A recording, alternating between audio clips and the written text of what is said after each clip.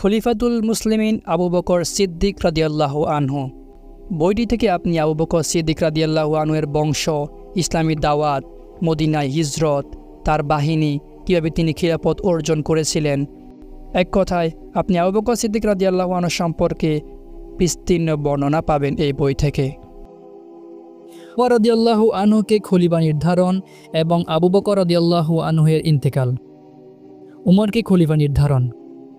13 হিজরির জুমাদুস সানি মাসে খলিফাতুর রাসূল আবু বকর রাদিয়াল্লাহু আনহু অসুস্থ হন এবং এই অসুস্থতার পরেই তিনি ইন্তেকাল করেন। তার শারীরিক অবস্থার ক্রমেই অবনতি হতে থাকে। এভাবে রোগ বৃদ্ধি পেতে থাকলে একসময় তিনি বুঝে নেন যে তার পার্থিবকাল ফুরিয়ে এসেছে। তখন জনগণকে জড়ো করে বলেন, তোমরা আমার অবস্থা দেখতেই পাচ্ছ, আমার ধারণা আমি আর সেরে উঠব না। আল্লাহ আমার হাত থেকে তোমাদের বায়াত খুলে নিচ্ছেন।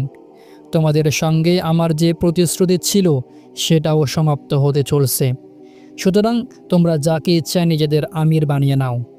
তবে আমার বিশ্বাস, আমার জীবদ্দশায় তোমরা আমি নির্বাচন করে নিলে পরে আর মতদ্বৈধতার শিকার হবে না। এরপর নতুন খলিফা নির্ধারণে আবু বকর রাদিয়াল্লাহু আনহু বিভিন্ন কার্যক্রম গ্রহণ করেন। 1. খলিফা নির্বাচনে শীর্ষস্থানীয় মুহাজির ও আনসারদের সঙ্গে পরামর্শ। আবু বকর পরবর্তী খলিফা হিসেবে কাকে নিয়োগ দেওয়া হবে এ বিষয়ে যখন আলোচনা চলছিল, তখন প্রত্যেকেই এই গুরুভার বহন থেকে দূরে থাকতে চেয়েছিল।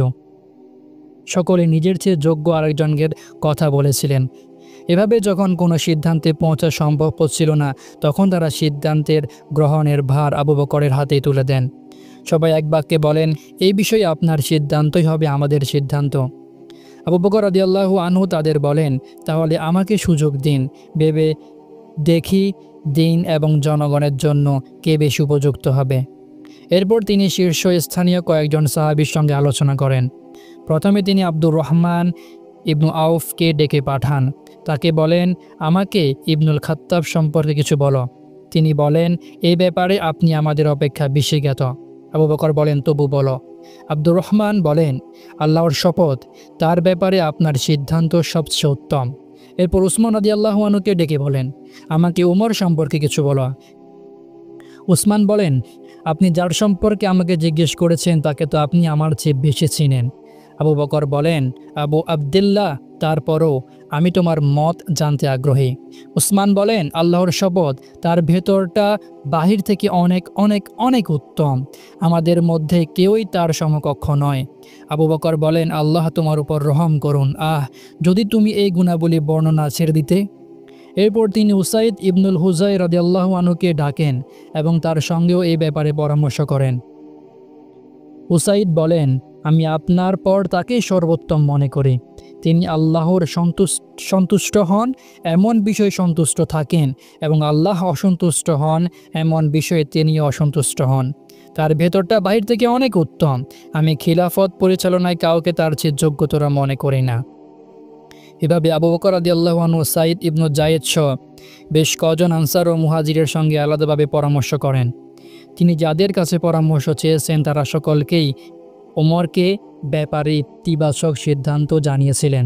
কেবল তালহা ইবনু উবাইদুল্লাহ রাদিয়াল্লাহু আনহু ওমরের কঠোরতার ব্যাপারে একটু সংশয় প্রকাশ করেছিলেন।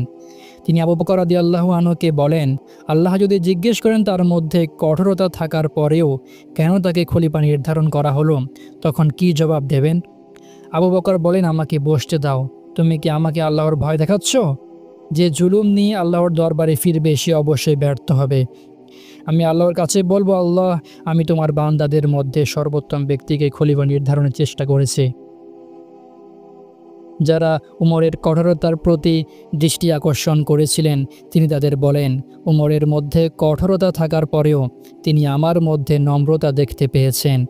তার উপর যখন খিলাফতের দায়িত্ব আসবে তখন তার কঠোরতা অনেকাংশে চলে যাবে। বাস্তবেও তা হয়েছিল। 2. খলিফা নিয়োগ সংক্রান্ত অধ্যাদেশ এবং জনগণকে অবহিতকরণ। সাহাবীদের সঙ্গে পরামর্শের পর আবু বকর রাদিয়াল্লাহু আনহু খলিফা নিয়োগ সংক্রান্ত একটি অধ্যাদেশ জারি করেন, যা মদিনা এবং মদিনার বাইরের বিভিন্ন অঞ্চলের মুসলমানদের কাছে গভর্নররা পড়ে শোনান। এতে লেখা ছিল, বিসমিল্লাহির রহমানির রহিম। এটা আবু বকর ইবনে আবি কুহাফার পক্ষ থেকে একটি ফরমান, যা আমি পৃথিবী থেকে বিদায় মুহূর্তে এবং পরকালে প্রবেশের সময় জনগণের উদ্দেশ্যে লিখেছি।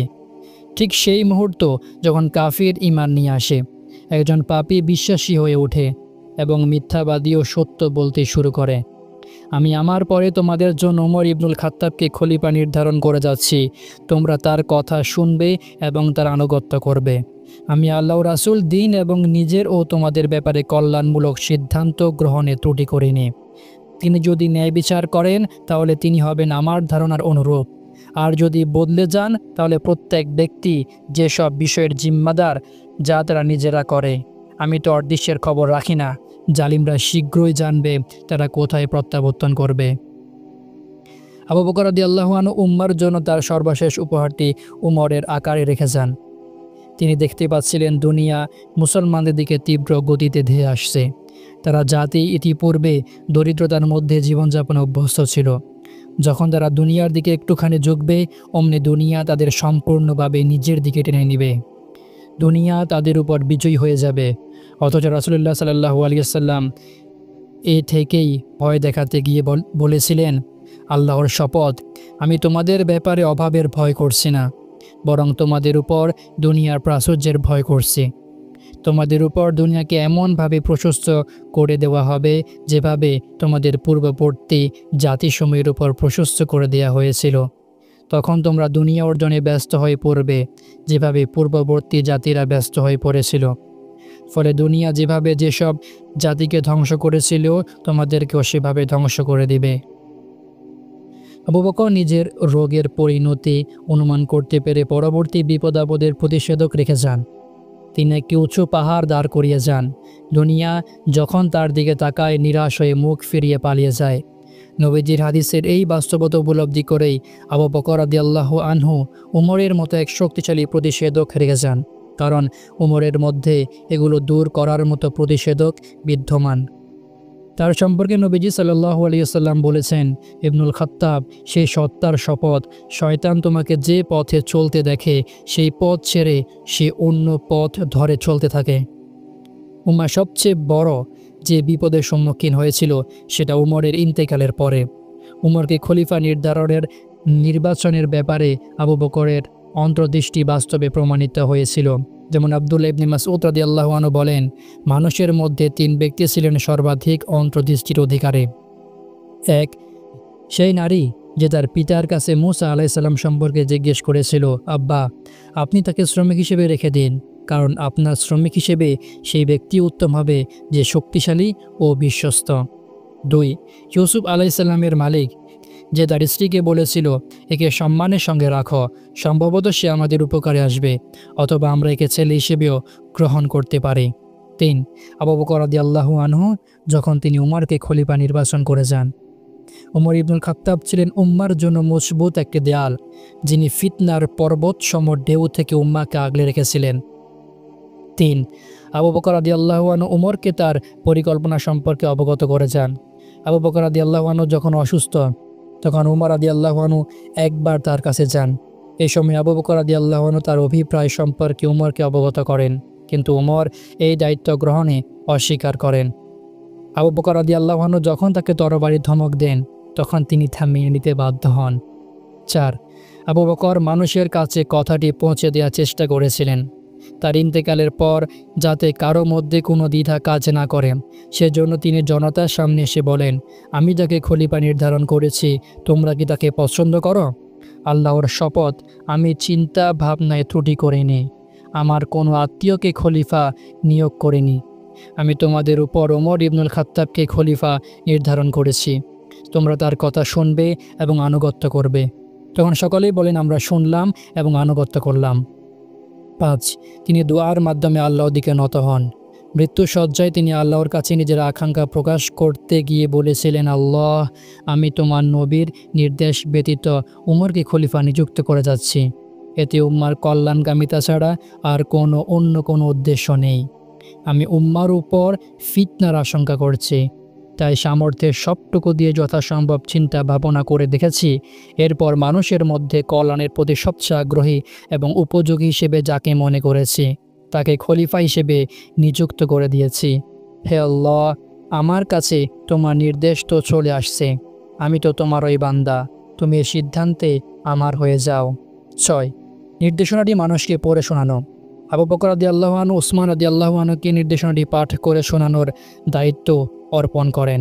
আবু বকর রাদিয়াল্লাহু আনহু যখন চাচ্ছিলেন তার ইন্তেকালের আগেই ওমরের হাতে মানুষের বায়াত নিয়ে নেবেন, তিনি অধিকতর নিশ্চয়তার জন্য ফরমান নামায় মোহরের চাপ মেরে দেন, যাতে পরবর্তীকালে কেউ কোনোভাবে তা অস্বীকার করার সুযোগ না পায়। উসমান লোকজনকে বলেন, এ ফরমান নামায় যা কিছু যেমনভাবে উল্লেখিত আছে, আপনারা কি সেভাবে বায়াত গ্রহণে রাজি? উপস্থিত সবাই হাঁ-বাচক উত্তর দেন। সবাই তাদের সন্তুষ্টি প্রকাশ করেন। 7.